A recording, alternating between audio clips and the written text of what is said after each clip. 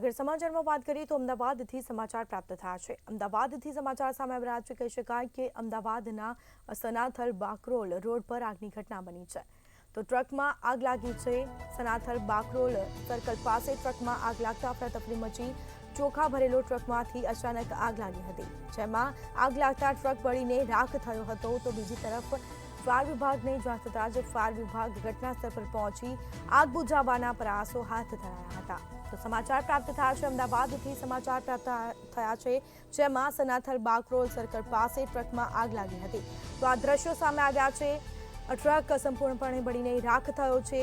તો બીજી તરફ ફાયર વિભાગને જાણ થતાં ફાયર કાફલો ઘટનાસ્થળ પર પહોંચી પાણીનો મારો ચલાવીને આગ બુઝાવવાના પ્રયાસો છે તે હાથ ધર્યા છે। તો ચોખા ભરેલા ટ્રકમાં અચાનક આગ લાગી હતી। તમામ જે સામાન હતો તેને પણ નુકસાન થવા પામ્યું છે। સમગ્ર સામાન બળીને ખાખ થયો છે। તો આગ લાગતા ટ્રક બળીને રાખ થયો હતો। તો ફાયર વિભાગે આગ પર કાબુ મેળવ્યો હતો।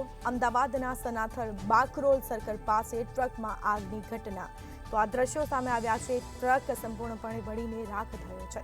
અમદાવાદના સનાથલ બાકરોલ સર્કલ પાસે આગની ઘટના બની। ચોખા ભરેલા ટ્રકમાં અચાનક આગ લાગી હતી। શાના કારણે આગ લાગી છે તે કારણ હજી સુધી અકબંધ જાણવા મળેલ છે। તો આગ લાગતા ટ્રક બળીને રાખ થયો હતો। તો ફાયર વિભાગે આગ પર કાબુ મેળવવાના પ્રયાસો હાથ ધર્યા હતા।